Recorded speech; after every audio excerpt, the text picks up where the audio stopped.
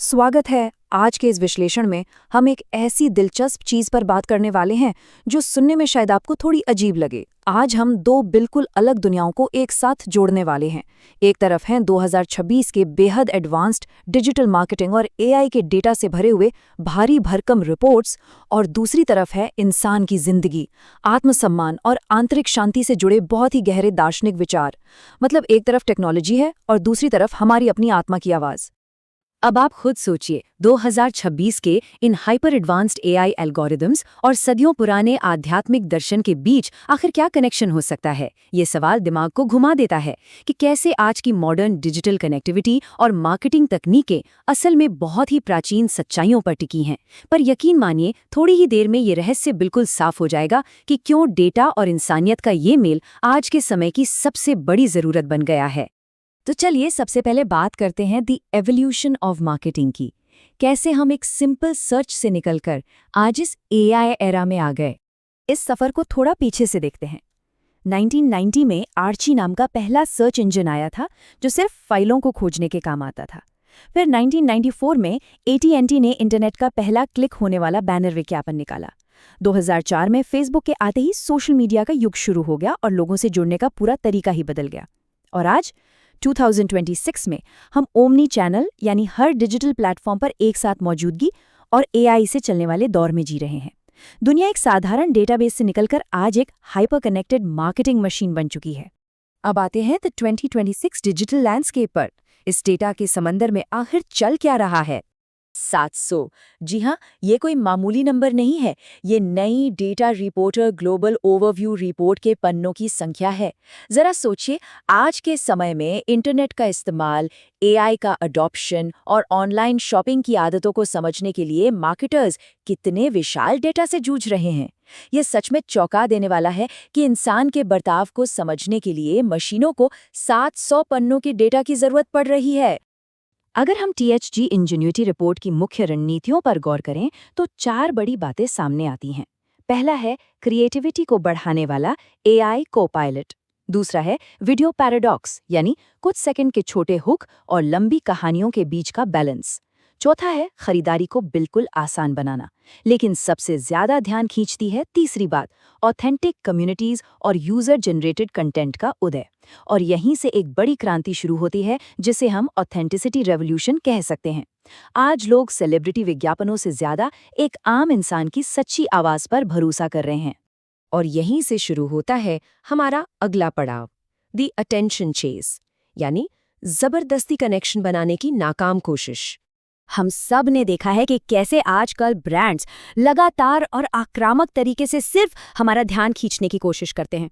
पर विकिपीडिया के digital marketing analysis से साफ पता चलता है कि ये तरीके अब बिल्कुल काम नहीं कर रहे। असली वैल्यू देने के बजाय सिर्फ क्लिक्स के पीछे भागना, मोबाइल पर बार बार दखल देने वाले विज्ञापन दिखाना, क्रॉस प्लेटफॉर्म पर गलत डेटा मापना और इनवैलिड ट्रैफिक यानी उन नकली बॉट क्लिक्स का जोखिम उठाना। ब्रांड्स सिर्फ खोखले नंबर्स के पीछे भागकर खुद को थका रहे हैं, पर उन्हें वो सच्ची लॉयल्टी नहीं मिल रही जिसकी उन्हें तलाश है। अब यहाँ एक बहुत बड़ा और कड़वा सच सामने आता है। एक तरफ ये मार्केटिंग की विफलताएं हैं, सिर्फ क्लिक्स और अटेंशन के लिए बेताबी से भागना, और दूसरी तरफ है वो दार्शनिक सच्चाई कि बाहरी वैलिडेशन यानी सिर्फ दूसरों से तारीफ और ध्यान पाने की कोशिश असल में सच्चे कनेक्शन को आपसे दूर कर देती है। क्या ये बिल्कुल हमारी निजी जिंदगी जैसा नहीं लगता? जितना हम लोगों के पीछे भागते हैं, लोग उतना ही हमसे दूर भागते हैं। यही बात हमें ले जाती है द इल्यूजन ऑफ वैलिडेशन की तरफ। इस बाहरी दिखावे का इंसान के मन पर आखिर क्या असर पड़ता है? प्राचीन ओशो स्टाइल दर्शन की एक बात यहाँ बिल्कुल सटीक बैठती है। ध्यान से सुनिएगा। जितना ज्यादा इंसान दूसरों की नजरों में अच्छा बनने की कोशिश करता है, उतना ही ज्यादा उसके अंदर बेचैनी बढ़ती जाती है। ये बात बहुत ही सरलता से हमें याद दिलाती है कि भीड़ से तारीफ की उम्मीद करना या हर किसी को खुश करने की कोशिश करना कभी कोई गहरा कनेक्शन नहीं बनाता। ये सिर्फ चिंता और एक अजीब सा खालीपन पैदा करता है। इसी बात को आगे बढ़ाते हुए एक और गहरा विचार सामने आता है। खुशी लोगों के साथ होने से नहीं आती, खुशी खुद के साथ होने से आती है। ये कोई हवाई बात नहीं है। ये इस बात पर जोर देता है कि सच्ची शांति और ठहराव बाहर के शोर और पब्लिक वैलिडेशन में नहीं, बल्कि आपके अपने अंदर छुपी है। जो इंसान खुद के साथ खड़े होना सीख लेता है, उसे बाहर की दुनिया से बार बार अपनी अहमियत साबित करने की जरूरत नहीं पड़ती। तो चलिए अब बढ़ते हैं फाइंडिंग इनर ऑथेंटिसिटी की ओर और सुनते हैं एक सूफी फकीर की बहुत ही कमाल की सीख। कहानी कुछ यूं है कि एक गांव में एक बूढ़े आदमी ने उस फकीर से पूछा कि दुनिया में सबसे जरूरी चीज क्या है। अक्सर लोगों को लगता है पैसा, घर या शोहरत सबसे जरूरी है, लेकिन फकीर ने बहुत ही शांत भाव से एक लाइन में जवाब दिया, खुद को समझना।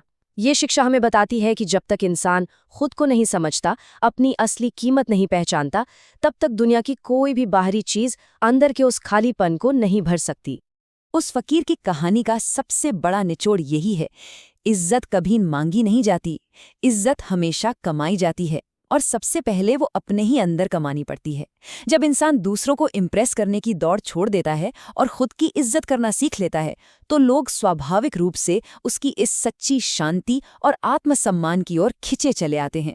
और इसी के साथ हम आते हैं दी ऑथेंटिसिटी रेवोल्यूशन पर, जहां डेटा और आत्मा का एक अनोखा संगम होता है। अब अगर हम उस दार्शनिक सच और 2026 की मार्केटिंग रणनीति को आमने सामने रखकर देखें, तो वो बिल्कुल एक ही भाषा बोलते हुए नजर आते हैं। दर्शन कहता है कि आत्मसम्मान लोगों को आकर्षित करता है, और आज की मार्केटिंग रणनीति कहती है ऑथेंटिक कम्युनिटीज बनाएं। जिंदगी में हम नकली नकाब उतारने की बात करते हैं, और डिजिटल मार्केटिंग इसे यूजर जनरेटेड कंटेंट का नाम देती है। व्यक्ति के अंदर की शांति और सच्ची वैल्यू से ही मार्केटिंग में ब्रांड लॉयल्टी नेचुरली कमाई जाती है। तो मतलब साफ है, आज के समय में वफादारी को विज्ञापनों से खरीदा नहीं जा सकता, इसे प्रामाणिकता से कमाना पड़ता है। और बस यहीं से जन्म लेता है हमारा आज का मुख्य विषय, द ऑथेंटिसिटी पैराडॉक्स। ये एक ऐसी अजीब लेकिन सच्ची स्थिति है जहां कोई ब्रांड या इंसान बाहरी ध्यान खींचने के लिए पागलों की तरह भागने के बजाय अपने आंतरिक मूल्यों और सच्चाई पर फोकस करके लोगों के साथ कहीं ज्यादा गहरा कनेक्शन और वफादारी हासिल कर लेता है। डिजिटल दुनिया का भविष्य अब सिर्फ खोखले क्लिक्स पर नहीं, बल्कि इसी सच्ची ऑथेंटिसिटी पर टिका है। और आखिर में मैं आपको एक बहुत ही गहरे सवाल के साथ छोड़ना चाहता हूँ। जरा सोचिएगा, आर्टिफिशियल इंटेलिजेंस के इस युग में जब मशीनें सब कुछ कॉपी कर सकती हैं, क्या इंसान की सच्ची प्रामाणिकता ही सबसे बड़ा और अंतिम एल्गोरिथम नहीं है? शायद केवल हमारी असली सच्चाई ही वो चीज़ बचती है जो हमें अलग बनाती है। हमेशा सीखते रहना और खुद को समझते रहना ही भविष्य की असली चाबी है। इस सफ़र में हमारे साथ जुड़ने के लिए बहुत बहुत शुक्रिया।